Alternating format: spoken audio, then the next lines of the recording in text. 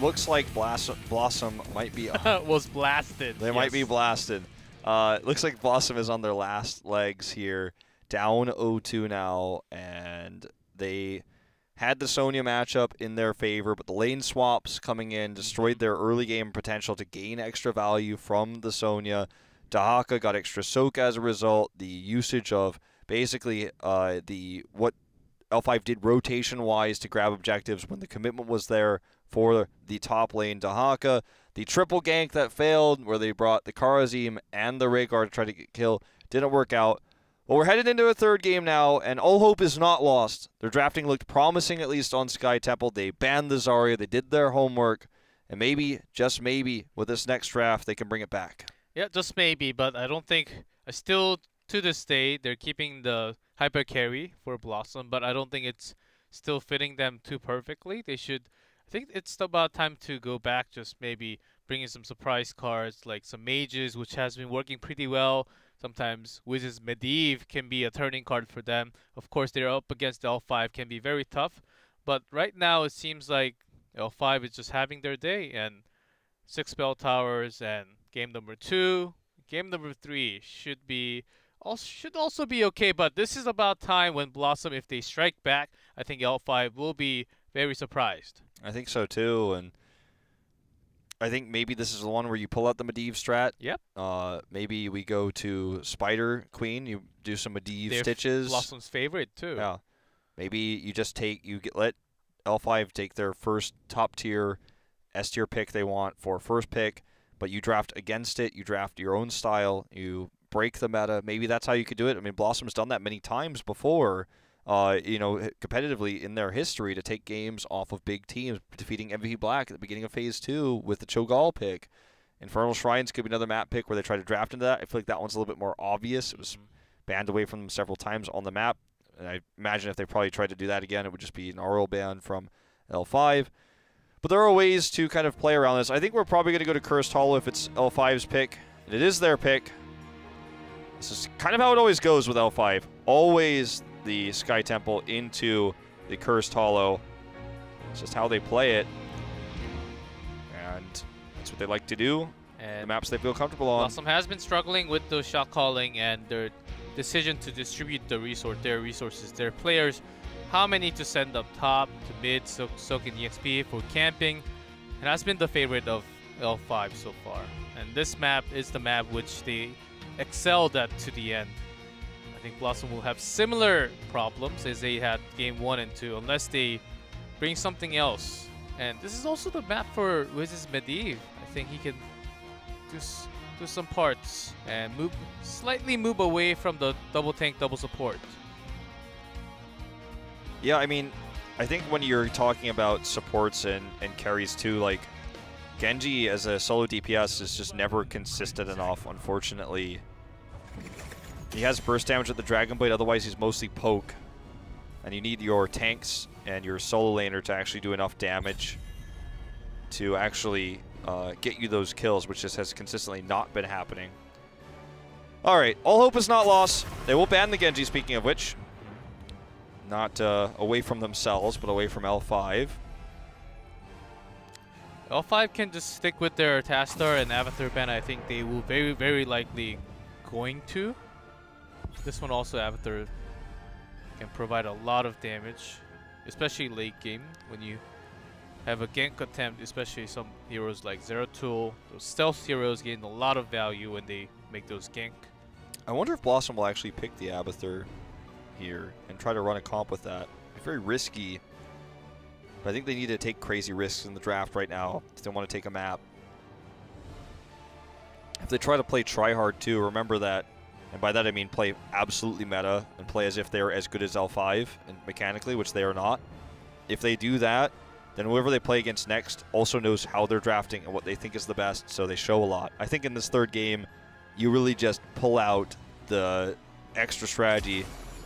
It will take Ariel. That's at least a move in a slightly different direction. Yeah, it's a start, then it's open this time. L5 will be just happy to take whatever is left. Uther. Uther Greymane probably. Vala, Uther was their rotation against the Genji pick though on Sky Temple. They don't even have to go for Uther this time. They can switch up this map. They sometimes brought out Falstad, some Li Mings for ranged. Especially L5 on this map does not really prefer to place too many millies. Yeah. They preferred running Zhangha's Illidan on Sky Temple and Warhead Junction specifically in the past. Oh, is it Tyrael Illidan? Are they going all in with this already? Or is it just going to be Tyrael Greymane? Nope. Just getting both vulnerabilities out of the way. Invulnerabilities, I should say. Excuse me. Yeah, D-Star on another way of flexing. Without the Task Star. Has double way of protection. This is hinting that they will maybe go hyper carry 1 DPS.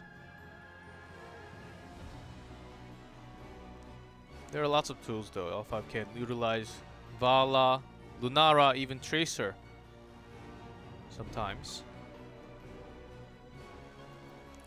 Let's see, which DPS is BlossoM going to take though? They should grab at least one. Well, I mean, Vala is tempting, but I think Greymane has been more consistent for them. But without the range, they will be banned and taken away from the other side. Very likely. Yeah. I I think if you take the Vala and you ban the Greymane, you get into a pretty good spot with this. We'll force probably an Illidan draft. Yep, take the Vala, take the ETC, ban the Greymane. And then you've controlled the hyper carry meta here.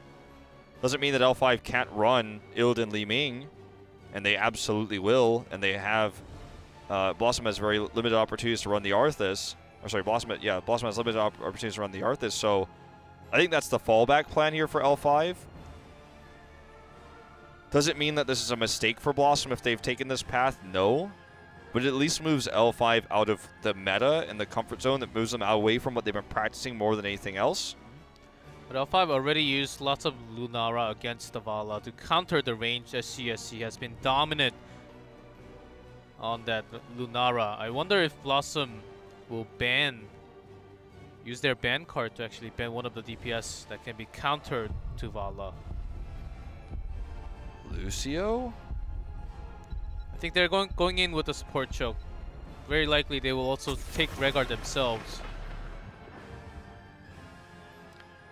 The obvious ban here should be the Greymane.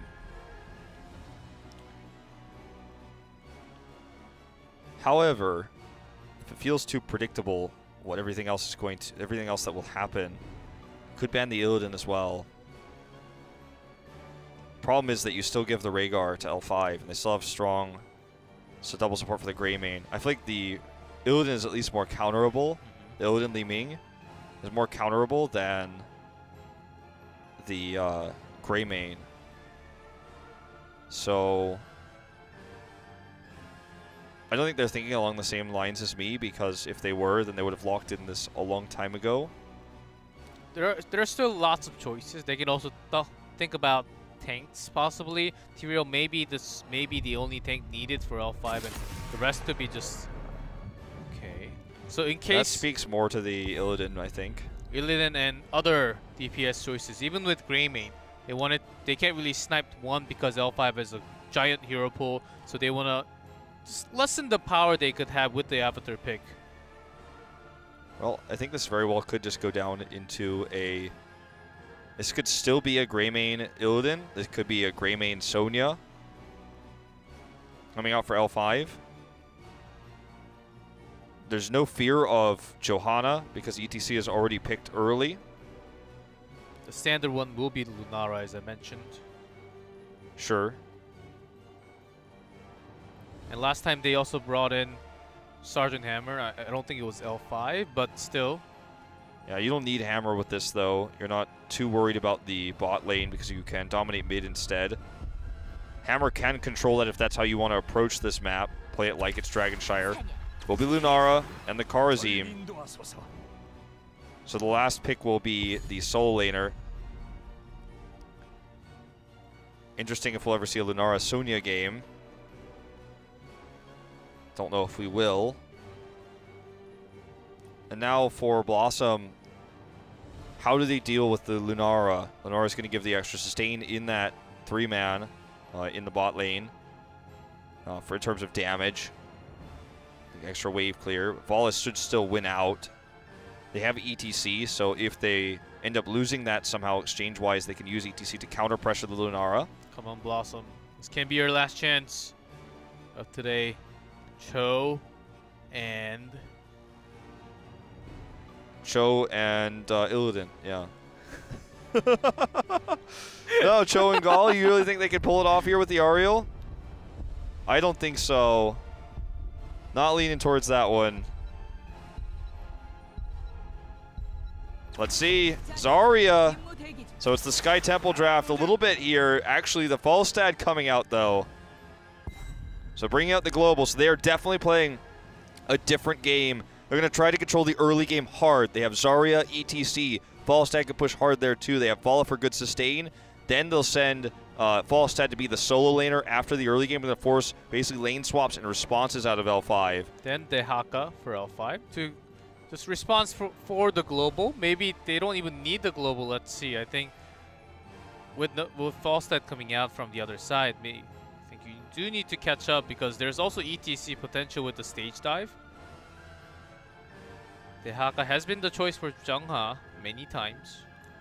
Dehaka and Sonya are the top choices. Malthael doesn't really offer you much. He can be really strong with Uther and Tyrael in the team fights. So I think they're considering, is Lunara enough damage against all the shields available on the other side? I think they're worried about the early game and dealing with the split pushing power. Even a specialist choice here wouldn't be crazy for L5 because they know this is exactly what BlossoM's all about. Zeratul. Zeratul is going to be how they punish the heavy pushing. I love this pick.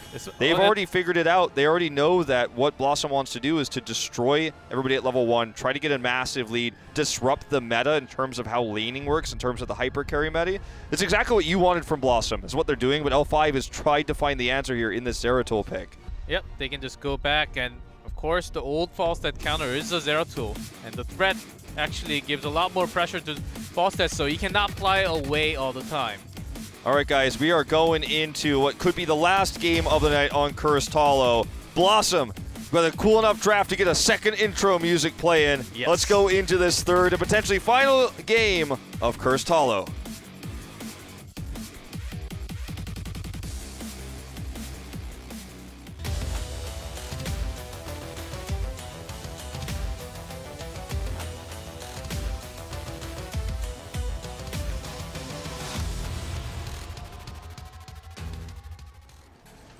In blue, L5, Hooligan on Tyrael, SC on Lunara, Jungha on Zeratul, SDE on Karzim, and Swoi on Uther.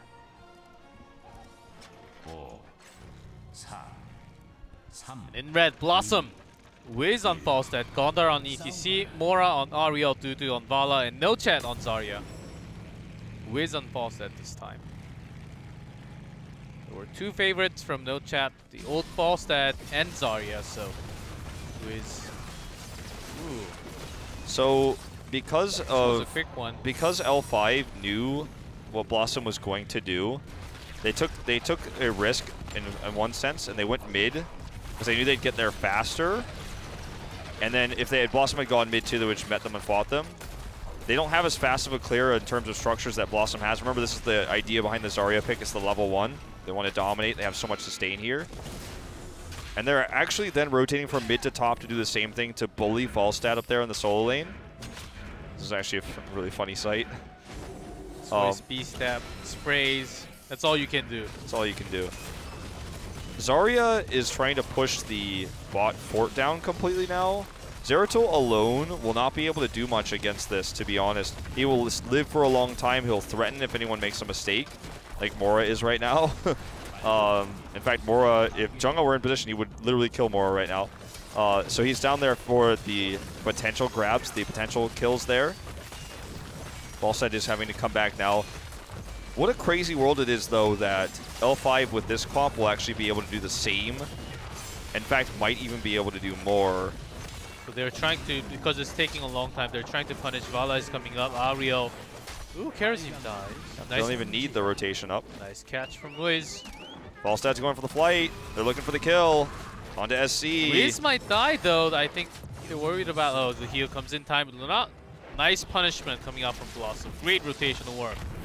That was a really cool flight. I don't think L5 respected the potential flight Split pushing going down here for Jungha because they committed all the resources to get that gank. And now they're going to, remember I said this from the beginning, they were going to try to control the towers and control experience with the level 1 lead they're always going to have in the early game with the Zarya. No one can match this DPS, period, in the game. Never going to happen, never in a million years. Sylvanas is like, no, but I could disable the towers. No Jet's like, well, the towers make me stronger, so I actually don't want to disable them. And now 2 walls dead. But Jungha, if he survives here, he's done almost as much as what they've been able to accomplish. Is Wiz going to fly for it? Nope. This is actually a really favorable tribute spawn for L5, considering how many resources BlossoM has sent to the top of the map. But because Jungha was forced to go back, this will be going to BlossoM. Yeah, nobody can contest it. Nicely He did have to go back. Wiz, so far his false step play has been working, but due to getting caught and more than enough poison damage and auto attack coming in, without the 4, maybe they will continue to go in. They want it, and there's just not a lot of heals. Moro just 1 second too late to get the heal onto Vala. They're already targeting down No Chat because they want more than just this pick onto Oreo. Gondar is coming up. Now Hooligan is doing the body blocks. Gondar comes in at the perfect time to save his teammate, but already lost 2. Okay, L5 behind in tributes, struggled to deal with the early pressure that BlossoM put on. Jungha wasn't able to do enough, wasn't able to get any picks, but now finally that early game value that Zarya was gaining is over. Now we're going into objective phase, team fight phase, where Zarya will have to use the build that she did use on Sky Temple to get maximum damage when, after Vala does the early damage, build that energy as we've seen so many times already, and then carry those fights. It is doable, and it will make Zeratul life hell when he's trying to team fight there up in close quarters. Well, let's see how this one pans out. Tribute spawn again in favor of BlossoM. They're in better position. This is going to force a huge rotation up for L5, who again does not have a global hero. So Falstad can stay bottom to get the extra soak, and they have the cap in the bottom lane. I think this game's a lot of pressure on the Jungha because BlossoM has tons of resources and heroics available for the zone control, but hold on to that moment. And Power Slide will catch Hooligan, does take a lot of damage, but onto the pressure of L5. Dudu's down already. That's all their damage gone. Wiz does fly up. Jungha will be going down from Wiz. No Chat doing so much damage here.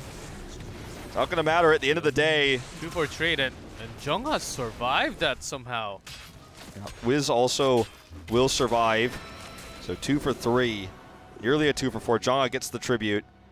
They do lose a lot of lane pressure in the bot lane, but this actually puts the wave in a position where Jungha can actually get the soak safer now. They're just going to go down there to clear it. Not going to really threaten the keep wall. Lunar is actually split soaking top right now. It does send the Wisp out just to be safe. And they will clear both top waves, which will give them a very slight experience lead at the end of the day. This game is so close. And BlossoM has already shown us that despite the fact that this comp looked to be mostly an early game composition with the Zarya, that they can team fight well, they can maximize the energy and get extra damage done. They almost won that last fight. And that's what makes me feel like this game is way closer than the experience bar is showing. Yeah, also with Zeratul, I think L5 should have been a little bit more pressuring. If they could have had more chance, they could have got more kills. But BlossoM, they defended well, made pretty good rotations, punishing L5 actually. And once they hit 10, they have so much camp and zoning tools. They have Gust, Mosh Pit, and also Zarya's heroic available. And all L5 has is basically Void Prison. But that Void Prison with Sanctification, is that going to be enough? I think Jungha's pressure, using that Void Prison at the perfect timing, will be the crucial moment in the team fight every time. They need to get kills while people are in the Void Prison. Yes. It's not going to be a combo Void. It's going to be a, I got 2 in the Void Prison, let's win the 5v3 real quick.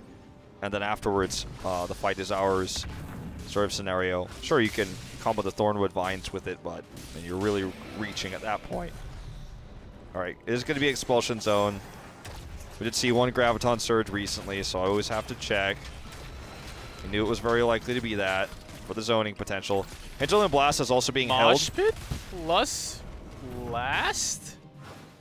I don't think that's going to be what we see. I think he's just trying to be sneaky. Like I said, I think pretty much all the time you never want to lock in if you're thinking highest high level until you actually lock it in. But gonna trade caps here. This is the first favorable tribute spawn on blue side for L5 that we've had all game. And it's their curse point. But BlossoM has a positional advantage. They get here first. They knew the tribute spawn. Obviously, we knew they're both the first ones were on the right side, on red side, so they knew it was going to be blue sides. They were in position. Jungha's looking for the pick on the Dudu. Let's see, Dudu's very low and takes down all the damage. Can they focus enough? I think they're just buying time. Explosives are pretty well placed. Okay, Dudu's still very low, and Aegis is still available. Gust was actually decent here to help them retreat. Dudu's still surviving. They're diving really deep, L5 is, but they can't compete with the healing. But now they can rotate back for the tribute. Can they buy time while they're doing this? I think SD has more than enough time to actually go and get the tribute alone. Oh, actually It's interrupted. Look at all the damage SD is doing. Very risky positioning. Kiting back against Gondar. Wiz is the target. Alone, and Jungha looked for the kill, but was so close for himself too. Hooligan may go down. Divine Shield. Divine Shielded. Still has Sanctification available, but is it going to come in time? The mosh pit here is really good. That's Lunara, and that's a one fight now for BlossoM. They can't lose this fight anymore. Gondar will get taken out with Swoy on the retreat. Uther OP, I guess. It's going to be the expulsion zone that kills him at the end of the day. A one fight for BlossoM means we go 2-2 on tributes, and taking the boss here is definitely a possibility. It's a good spawn for them to actually take it. Looks like they're not willing to do so. Short death timers on the side of L5. They're not confident enough. L5 or MVP Black would have at least tried it, but they have to deal also with that top pressure that's up there with the Siege Giants. That was a good fight from BlossoM. They focused on the Tyrael on purpose, so they would get at least one of the two out, even either Divine Shield or Sanctification. Sanctification was not even used. He went down before using it. L5 Great goes focusing. to boss because they thought there was a chance that BlossoM would, well, now they know Falset's top, but you know, there was considering the possibility that BlossoM was going to take their boss. They wanted to do a last minute contest with the Sank they saved. That's why they used Divine Shield instead of the Sank, knowing the boss contest would happen afterwards. They come over here, so now they're probably thinking BlossoM's taking boss very soon, although BlossoM just shows themselves mid. So L5's like, wow, I guess you just gave us a boss for free, despite winning the team fight beforehand. BlossoM just still not experienced enough to take these advantages and turn them into bigger leads, despite winning the first team fight of the series, dominantly, mind you. They still weren't able to get the capitalization they needed. And now L5's in better position to get this curse. With the boss pushing, every second they buy is a win for L5. Again, focusing on to Hooligan, forcing Divine Shield, the Sanctification, cancelled by the Void Prison. Stuck at 7 seconds. Will have to survive long enough to use it. Will he be able to do so? I don't know. The heals are so clutch here. Hooligan wants that Divine Shield. He dies. He's not going to get it. Not going to have it. Lunara, not enough damage here. That's the kill on the Zeratul. And another one team fight for BlossoM. The boss gets a fort, but they're going to get a curse. Wow. They're focusing so well on Hooligan every time, forcing out Divine Shield, and he's panicking. We can feel that happening. I think the Void Prison there ruined everything because it stacked on top of the Sank, which interrupted it. Wiz is actually going to get picked off 2v1 here. But the cool things for BlossoM are just how they are able to know what they're capable of doing against Lunara's damage, where the heals are coming out from Ariel in AoE, keeping everybody alive. There's no finishing blows. It's just slow, sustained damage from L5, and it's against an Ariel pick. And unfortunately for L5, this is just not successful so far. They're winning a lot of other things. Their rotational play has been better. Their control of the map, their understanding of macro is better, sure. And you would say they're the mechanically better team, but it doesn't feel like mechanics are adding up here. L5 is, you know, still struggling against this composition. Curse will expire in 3. This leaves BlossoM with a clear advantage towards level 16. But for the rest of the game, because they didn't get a keep, they will have to be aware that any additional tribute for L5 could mean the end of their keep and the end of their lead, so they need to maintain this. Taking a boss before the next tribute would be one way to do so. When they have a 16 advantage, maybe that's what they try to do. It's tough against Sanctification. You can understand the fear of BlossoM to try to contest bosses with L5. Notice the positioning of Gondar all the time. Hooligan's getting pressured again. He seems like he will be alone great over the wall. Druin's away, but the damage, the healing comes in time. He's going to get away this time. Such a huge moment. Barely. Such a huge moment. But their targeting of him has actually been really good. Looks like Hooligan just simply not really positioning himself against BlossoM, expecting that he would be the target. You would expect the targets to be Lunara, sometimes the Kharazim, and he is always a target. He's a solo tank Uther, which is always the tough one. All right, this is a great time to boss for BlossoM. No scout either. On the side of L5, they don't know this is happening. And this means they're going to get away with it. So finally, BlossoM takes this opportunity to take a boss fight with the Sanctification against them. Still, knowing they have 16, L5 was not going to go in there. They knew Tyrael was low. L5 catches up in experience for this, but getting that curse now with the boss against them is going to be so much more difficult, especially because that boss is marching directly to the keep wall. They have to send a lot of their men to the top because they do not want to get pressured on the top lane where they should be the ones pressuring. And then once you're against all that glow, Falstad has been moving around the map because they had all the pressure, the right resources. Jungha could not do too much, actually pressuring onto Falstad all the time. He was often forced to go clear a wave, go push the bottom because they were losing EXP. And Jungha, if you have to soak in EXP, you can't go in your stealth mode, try to be like an assassin. You're of course just soaking in lane if you're going to do that from the beginning. I think Dehaka could have been a better pick, of course, because of his boss control from the other side. I think they picked Zeratul, but so far it's not working out for them. Not as well as they would have liked. The boss timing is just unfortunately not enough to work out with the tribute. L5 is headed back towards us. They need an interrupt though, and they're not getting in position. Gondar secures this tribute for BlossoM, blocking every skill shot, blocking the rotation over. BlossoM was definitely shaking in their boots when they saw that the tribute came up after the boss was already deleted, after they knew L5 was rotating over, but Gondar again, in proper positioning, will secure them this tribute. Seems like Hooligan didn't have... Maybe Aldrin's was on cooldown. I think he was the only one in range to stop that from happening. I mean, Thornwood Vines were just barely out of range. I mean, it was really close. They just didn't get over quick enough. Not that that's their fault, but just timing worked out that way, and Gondar did block them, so... Now... BlossoM keeps the hopes alive of getting a double tribute here. Jungha looking to use this cloak to maybe get a pick. Very difficult. Wiz did take hammer gains, which has kept him alive several times against the threatening Zeratul. Now you see Hooligan being safe and going around his zone, and SDE is still not being safe and just because he has dashes available. But this one seems like they want to fight this one a little bit more. Okay, no chat under attack here. Will be bleeding most of this damage down. Needs to be together with Mora to get those heals. Okay, no chat is the target. Jungha wants him. It's giving him a lot of energy though. Now he's actually built up a lot of beefy energy. Now some CC and the threat from Zeratul is out. Dudu goes into the front, but Lunara doing tons of damage to multiple targets at once. BlossoM is stuck in this awkward choke point where they can't advance without taking massive damage. Look at that holy ground. The Mosh Pit comes out onto 2. Lunara does no damage when... Oh, actually, Void Prison kind of cancels out. Yeah, Void Prison does cancel out. The Sank finally goes off in this game here. And that's going to be the kill onto ETC. Void super well placed there. No follow-up damage. Dudu has to Aegis. The Divine Shield is used because he wants it. He wants it. Damage. SDE could not get the kill, but did so much damage. The pressure was there, and that's enough. They got the curse. They got the curse. And now L5's chance to come back in this game comes with it. There's no boss on red side. It's still on cooldown. The boss on blue side will be available soon. L5 doesn't want to take it here until after the curse expires. They're going to get the maximum amount of value from this first. Heading directly towards the mid keep. Look at how much this wave is pushing right now. Only ETC down. He will be back in 10 seconds. Joss rotating in. No Void Prison or anything like that. Just looking to actually push the top lane. He was considering going for a pick, but with no other tools. Just continuing to maximize the experience lead they're going to gain from this. To look to try to rush to 20. Looking like they may even just carefully grab a little bit of more minions bot lane and then go for the boss. They're making that rotation. They have Sanctification in 25 seconds. It will be very difficult for BlossoM to contest this. Actually moving away from boss. It will be tough because they just felt the pressure for coming out from a beautiful Void Prison coming out from Jungha.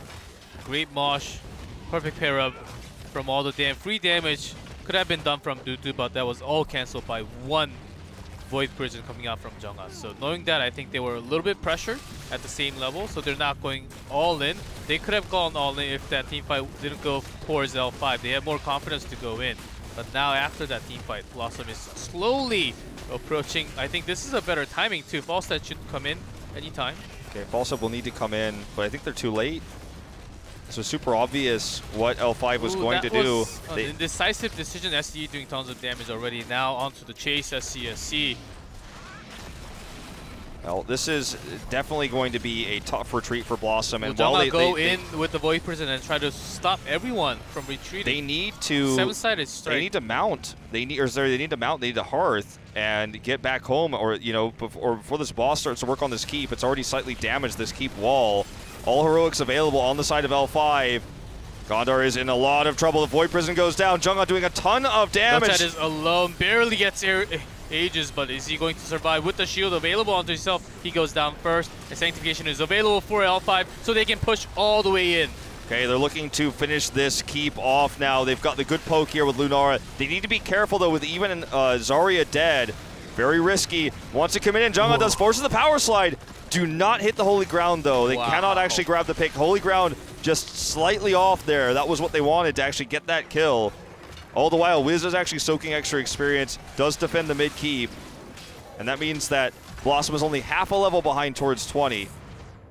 As now they're going to look to maybe try to contest their own boss. Zarya's up at 25. They have Gust. They're going to get the camp first, though. That's going to lead them towards 20. That's why Wiz is soaking for this. This boss fight could actually decide the game. L5's rotating towards it with everyone except Lunara. She does rotate quickly with her Dryad legs. I guess that's what she is, technically. I never knew her character before this game. They are moving in, everyone except Lunara, towards that boss just to scout it out. This tribute is, by proxy, very insignificant. Will not grant a curse to either team. That's why they're basically ignoring it and going straight to boss right now. And once 20 is reached, Epic Mound will come in very, very handy for BlossoM because they have global available. It'll be a lot frequently more available for Wiz. I think he's definitely going to lock it in. He's holding it, though. Might want to get the Nexus Frenzy instead. Or Nexus Frenzy? I don't think Falstead... Okay, yeah, it is Epic Mound. He could have done it, but, wanted to just make the decision first, because maybe if they need to do a fight and he's already in range, and then they win the fight, they win the game. So yeah, once 0-2 has rewind, Falstead is a dead chicken, from what I know from all the Hero League games, and he has to be careful. Even Gust will not be enough to save himself, so so look at him retreating. He cannot really extend far behind. Yeah. He didn't know where Zeratul was. Now he does, obviously in the bot lane. Oh, L5 is just posturing around this boss right now. BlossoM will try to come in and check. Okay, here we go. Next tribute is coming up. So L5 did sneak the last one. They're going to look to sneak this one too. BlossoM rotates away. And L5's not even going to look for the boss. They want to win this fight here over the tribute. Boss is just too risky for either team. They're both just happy to leave it yellow on the map. Missed Fuzz Melt there to try to reveal Jungha. He reveals himself instead. Dudu needs to get the back lines here. SDE being super aggressive from the side as he is doing more damage than Zeratul right now. That's right. Zeratul's sole purpose for this fight is to set up a great Void Prison. The follow-up is all just happiness and rainbows if you can get that done. Misses the engage here onto Mora. Gondar with a good power slide. Hooligan is immediately saved there. The Holy Ground coming out. Sanctification a little bit too early. It seems like nice retreat coming out from BlossoM. The Gust is pretty useless. And now Lunara is given so much going room. Low Aegis. And Tyrael dies off. Yeah, Nochat's doing so much damage here. He's full energy, but he's not going to live. Prison though. The Mosh Pit will delay the time, but SCSC Nochat's does still enough alive. damage. Okay, there's the Aegis. It looks like BlossoM is going to win this fight. SC does survive for now. SD is looking for the kill here. He can't get it. The sustain is better for BlossoM. And Swoy just tries to survive here. He has redemption, but he will die twice. And that's going to be a long cooldown. This game may end soon. It's certainly probably going to end before that redemption cooldown comes back. For sure, that Void Prison was another beautiful Void Prison, but BlossoM kept it together so well. And of course, losing Tyrael right after the Sanctification did not do too much. The trait value was 0 because they were all trapped in the Void Prison. I feel like during this moment, BlossoM certainly could have been pushing harder instead of just clearing top lane. But they want to play it safe. They want to keep their hopes in this series alive. They could have made the core call, I think you could have argued, but... I think core call could have been a missed call for there's sure. literally 5v1 there with long death timers, but they just weren't sure. They would have shown to get there. They had to go all the way through the keep. Yes, I think all the gates are still there, so I think they had to be safe about the decision a little bit. Would not have been necessarily a core, but it's one of those moves where you get a keep, look for a pick to get core, but they get no keeps. That boss is going to go through a mercenary camp. Second one set up here for L5. Now this timing works really well for BlossoM because L5 will have to deal with the boss to save top keep, but they also need to rotate over to stop this tribute because a curse will be disastrous. It could cost them all 3 of their keeps. It's a catch-22 problem here for L5. There's not an easy solution. They're going to try to buy time here as they clear the boss. Doing so much damage to the boss right now, but now heading over, just going to leave the boss the majority of it. If they try to do both, they may lose both, actually. Boss is doing a lot of damage, and Dudu will get the curse for BlossoM. And this one with the curse, if they want to go fully in, they can get more than a single keep. And in rare form, L5 is indecisive. The Divine Shield having to be self-cast here to try to get Swoi out of here. Jungha is going to run away as that's the kill onto Hooligan. The boss is still working on the keep. Indecision for L5 is probably going to cost them this game in the late game. 45 seconds of curse left. The keep goes down. The top push is still going, but it's not going to last very long. And this time, BlossoM, I think, can reasonably look for picks to try to do that core call they were so indecisive about just moments before. And this one should be enough. Even the Void Prison is out from Jungha. I think Rewind is also gone, so he should be dying. He does fall down, and that should be game going to BlossoM. Okay, SDE is going to try to do one last fight here, but he's going to die. And BlossoM is going to take Cursed Hollow. They will win this map. They will bring us to a 4th game here. Wow.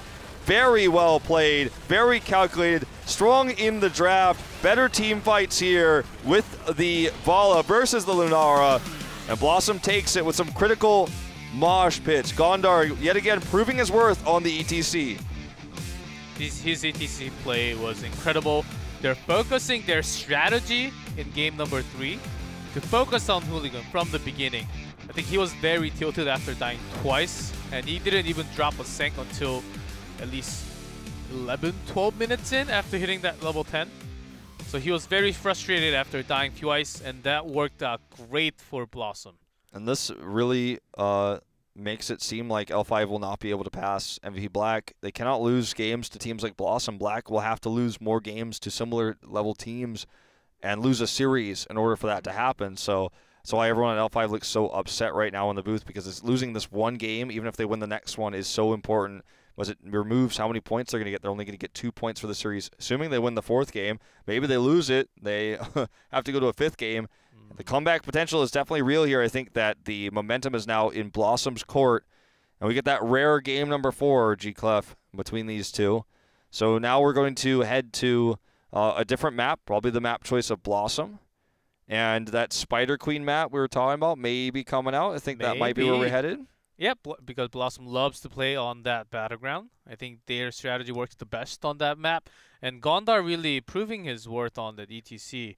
Really zoned out pretty well. Those good power slide, multiple targets.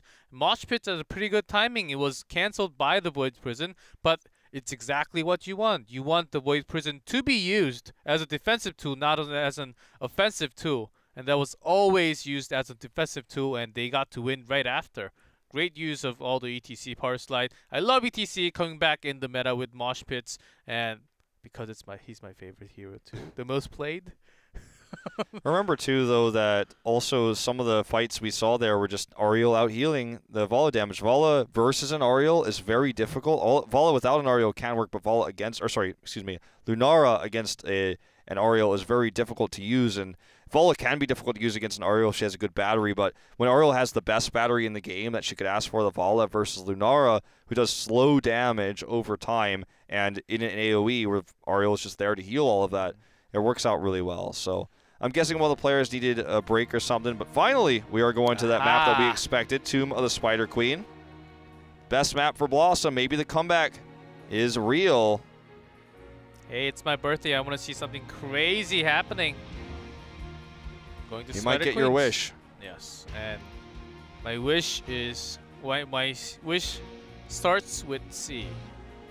and the second half starts with G. Men can dream, Wolf.